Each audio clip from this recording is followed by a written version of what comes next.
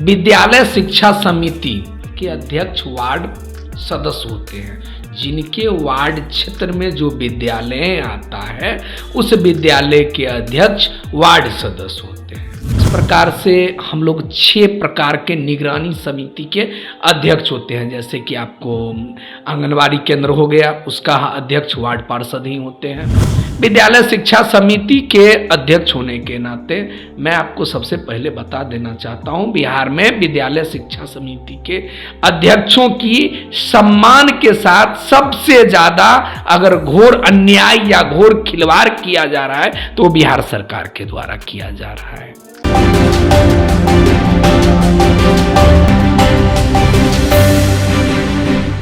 नमस्कार, आप देख रहे हैं रब्जी लाइव का डिजिटल प्लेटफॉर्म और मैं हूं आपके साथ निधि सिंह। और अभी हमारे साथ मौजूद है बिहार विद्यालय के प्रदेश अध्यक्ष गणेश चौधरी जी।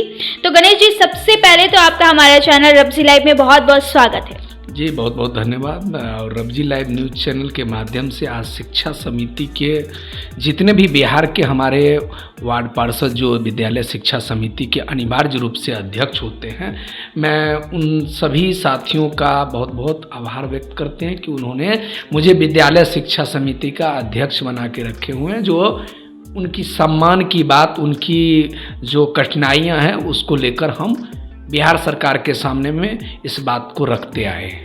जैसे कि बिहार में शिक्षा व्यवस्था को लेकर आए दिन कहीं ना कहीं कोई सवाल खड़ा होता है, आए दिन कहीं शिक्षा व्यवस्था को लेकर उजागर होती रहती है बातें। तो आप इस शिक्षा व्यवस्था को लेकर क्या कहेंगे, कैसी चल रही है बिहार में शिक्षा व्यवस्था? देखिए, सबसे बड़ी बात क्या है कि विद्यालय शिक्षा समिति के बारे में पहले लोगों को जानकारी लेना पड़ेगा कि विद्यालय शिक्षा समिति होता क्या है और इसके अध्यक्ष कौन होते हैं। तो सबसे पहली बात मैं आपको बता देना चाहता हूँ, विद्यालय शिक्षा समिति के अध्यक्ष वार्ड सदस्य होते हैं, जिनके वार्ड क्षेत्र में जो विद्यालय आता है उस विद्यालय के अध्यक्ष वार्ड सदस्य होते हैं। यह अनिवार्य रूप से स्पष्ट है और यह पंचायती राज कानून के दायरे में आता है कि जिस विद्यालय के क्षेत्र में, जिस वार्ड के क्षेत्र में जो विद्यालय आएगा उसकी अध्यक्षता वहाँ के वार्ड सदस्य ही करेंगे। दूसरा, इस प्रकार से हम लोग 6 प्रकार के निगरानी समिति के अध्यक्ष होते हैं। जैसे कि आपको आंगनवाड़ी केंद्र हो गया, उसका अध्यक्ष वार्ड पार्षद ही होते हैं। उसके बाद जन वितरण प्रणाली हो गया, उसका अध्यक्ष होते हैं। मद्य निषेध होते हैं, बाल विकास मतलब है जो रोकथाम होता है। उसके बाद मतलब 6 प्रकार की जो कमेटियां हैं बिहार के अंदर में निगरानी समिति, उस निगरानी समिति के अध्यक्ष वार्ड सदस्य होते हैं।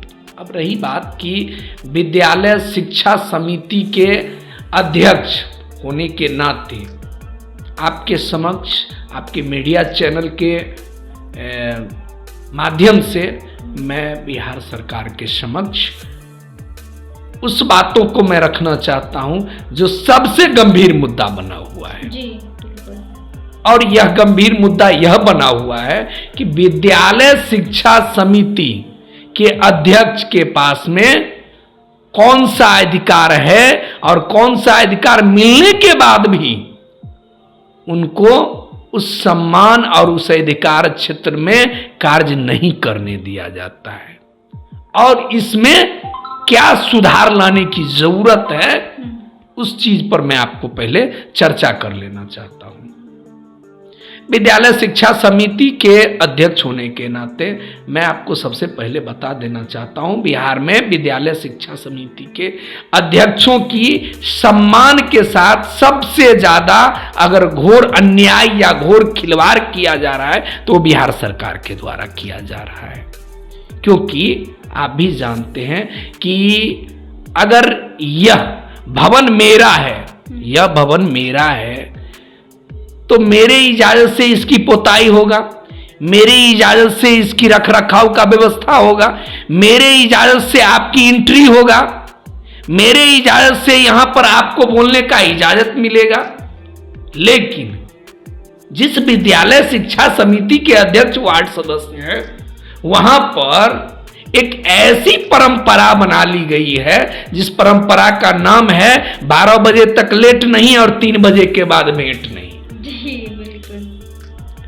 और एक ऐसी व्यवस्था में भ्रष्टाचार चल रही है कि 5 विद्यार्थी की उपस्थिति होती है विद्यालय में और 500 विद्यार्थी की रजिस्टर पर हाजिरी बनता है और मिड डे मील का खिचड़ी बन जाता है।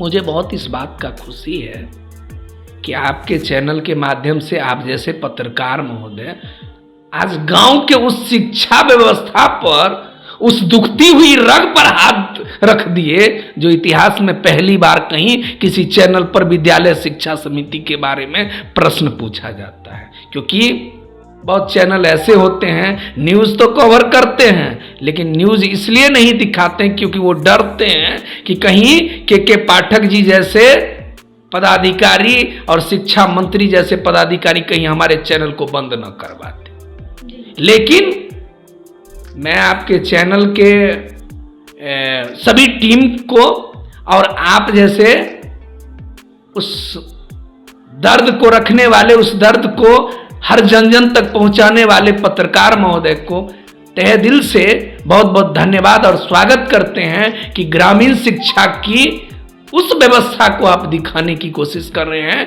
जहां पर आज तक आजादी से लेकर न विद्यालय का भवन बना हुआ है, न वहां पर जाने के लिए कोई सड़क है और न उस विद्यालय के भवन, अभी भी बहुत ऐसे विद्यालय भी हैं जहां पर अभी भी बांस बल्ली पर विद्यालय चल। लेकिन अभी जो शिक्षा में जब से के पाठक आए हैं तो जगह जगह हर एक विद्यालय में जाकर दौरा कर रहे हैं और विद्यालय की जो शिक्षा व्यवस्था है उस पर लगातार कमान कस रहे हैं और लोगों को सख्त निर्देश दे रहे हैं कि किस तरह से शिक्षा व्यवस्था को अच्छी बनाया जाए। लेकिन अब तो अच्छी बन रही है के पाठक के आने के बाद से। कौन सी शिक्षा विभाग में बदलाव हो गया? कौन सी व्यवस्था में सुधार वो कर लेंगे? आप भी देख रहे हैं कि हर जगह वो जा रहे हैं, हर जगह जो भी कमियां निकल कर आ रही है वहां के अधिकारी को फटकार लगा रहे हैं या तो वहां की व्यवस्था सही करने की वो मांग कर रहे हैं, वो हर अधिकारी को बोल रहे हैं। ये एक स्क्रिप्ट है, बिहार सरकार का एक स्क्रिप्ट है जो आपको भी समझना पड़ेगा क्योंकि आप ग्राउंड पर रिपोर्टिंग भी करते हैं, आप बराबर इस चीज को देखते भी होंगे। दुल्हन की तरह जिस रूम को सजा दिया जाए उसी में दुल्हा को तैयार करके दिखाया जाता है के पाठक जी अभी दुल्हा बने हुए हैं और दुल्हे का मंडप स्कूल बना हुआ है। जहां अच्छा स्कूल दिखाया जाता है, जहां अच्छे विद्यार्थी की संख्या दिखाया जाता है, वहीं दुल्हा को बुलाया जाता है।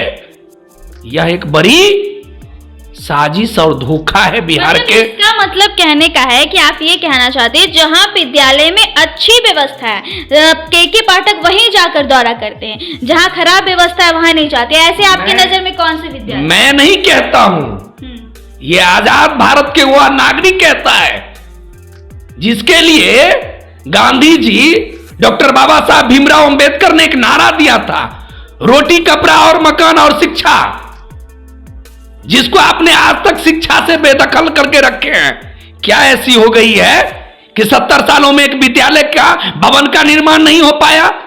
विद्यालय में जाने के लिए अभी भी चचरी पुल से, नाव से विद्यार्थी जाते हैं। आप कहते हैं कि विद्यालय की व्यवस्था को सुधार किया जाए। आप कह रहे हैं 75% विद्यार्थी की उपस्थिति वाली बात हो। जिस दिन 100% विद्यार्थी घर से निकल जाएगा उस दिन पता चलेगा कि 50% विद्यार्थी सड़क पर ट्रक के द्वारा रौंद दिया जाएगा या नाव में डूब कर मर जाएंगे या नली गली के नाला में गिरकर मर जाएंगे। ऐसा पहले आप सड़क तो बनाइए उस जगह तक पहुंचने के लिए। आप वहां पुल पुलिया का निर्माण तो करिए कि विद्यार्थी टप के जा सकता है। कोई व्यवस्था है नहीं, आप एक ढिंढोरा पीट रहे हैं, मैं सुधार कर रहा हूं। अरे भाई, पहले उस विद्यालय का रख रखाव रखने वाले जो अध्यक्ष होते हैं विद्यालय शिक्षा समिति के, उनसे जरा जाकर मिलिए, उनसे पूछिए कि पर महीना में मीटिंग होता है। आज तक किसी विद्यालय के प्रधानाध्यापक कोई मीटिंग नहीं करवाता है और हर महीना में मैं भी अपने वार्ड के वार्ड सदस्य होने के नाते, विद्यालय शिक्षा समिति के अध्यक्ष होने के नाते एमए की डिग्री पीएचडी करने के लिए आया हूं। हम वार्ड सदस्य कोई मूर्ख या कोई गमार नहीं है कि आप कह दीजिएगा पटना के इस एसी वाले बोगी से कि शिक्षा व्यवस्था में सुधार करने के लिए के पाठक जी निकले हुए हैं। के पाठक जी शिक्षा विभाग में एक ऐसा प्रयोग कर रहे हैं जिस प्रयोग का एक ही नाम है कि बिहार सरकार को लेवी पहुंचाने का एक जरिया बना रहे हैं। अगर उन्हें सुधार करना है विद्यालय शिक्षा समिति और विद्यालय की व्यवस्था में, तो उनको सबसे पहले यह प्रयोग करना पड़ेगा कि विद्यालय का भवन का निर्माण, विद्यालय जो अभी गड्ढा में तब्दील है विद्यालय, जो प्रॉपर्टी में चल रहा है विद्यालय, कहीं भवन का पता नहीं, कहीं जमीन का पता नहीं, कहीं पर मान लीजिए टीचर का पता नहीं, और कह रहे हैं के पाठक जी क्या कि 75% विद्यार्थी की उपस्थिति होगा। अरे के पाठक जी को सबसे पहले इस चीज के बारे में सोचना पड़ेगा कि यह जो रवैया है 12 बजे तक लेट नहीं और 3 बजे के बाद भेंट नहीं और 100% के बदला में 1% की उपस्थिति और हाजिरी 100%, पहले उसको तो सुधार करवावे। के पाठक जी ने, मैं सबसे पहले तो मैं भारत सरकार और बिहार सरकार से अनुरोध करूंगा कि के पाठक जी जैसे पदाधिकारियों को पद्मश्री से नवाजा जाए कि उन्होंने भ्रष्टाचार का पोल खोल के रख दिया कि विद्यार्थी का उपस्थिति का भी घोटाला बिहार में होता है।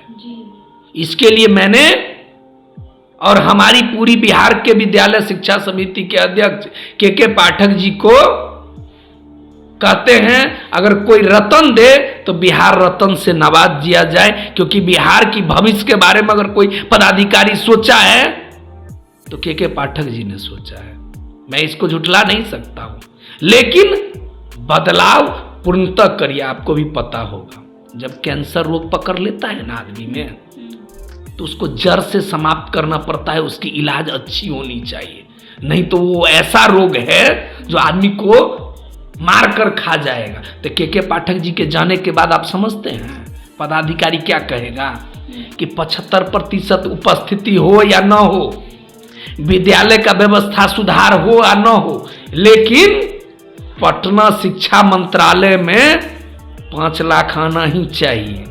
तो के पाठक जी अगर आप हमारी व्यवस्था को और हमारी इस बातों को अगर आप सुधार लाना चाहते हैं विद्यालय शिक्षा समिति में, अगर विद्यालय में आजाद भारत में अगर सबको एक समान शिक्षा की बात आप करते हैं, गरीब अमीर का बच्चा एक समान एक जगह पर पढ़े, आज आपको पता है क्या होता है? मंत्री जी का बच्चा कहां पढ़ता है जी, टीचर का बच्चा कहां पढ़ता है? जो टीचर उस विद्यालय में पढ़ाने के लिए जाते हैं उस टीचर का बच्चा भी उस विद्यालय में नहीं पढ़ता। एक रसोईया का बच्चा नहीं उस विद्यालय में पढ़ता है जो रसोईया खाना बनाती है। पहले तो मैं के पाठक जी से कहूंगा कि अगर मिड डे मील चलाते हैं ना आप, तो कहिए ना टीचर को भी खाने के लिए वो मिड डे मील। अगर विद्यालय का शिक्षा का सुधार करना चाहते हैं ना, तो टीचर के बच्चा को, रसोईया के बच्चा को और चपरासी से लेकर जितना भी उसमें पदाधिकारी है उनके बच्चा, तब जाके उस चीज का सुधार होगा। क्योंकि शिक्षा व्यवस्था को सुधार करने के लिए एक बड़ी रणनीति पर काम करना पड़ेगा। यह रणनीति नहीं है कि आप पटना और दिल्ली से चिट्ठी निकालते हैं, फरमान जारी करते हैं, और आज आपको पता होना चाहिए देहात में सड़क के मामला में अभी जल जमाव पड़ा हुआ है, पूरा नदी नाला भरा हुआ है। हमारे घर की लड़कियां, हमारे घर की बेटियां जो शान से कहती थी कि मैं जाना चाहता हूं स्कूल, वो डर के मारे मजबूरी में विद्यालय तक नहीं पहुंच पा रहे हैं, उसको परीक्षा से ये वंचित करवा रहे हैं। अरे पहले व्यवस्था में सुधार लाइए, तब ना 75% को 100% आप लाइएगा।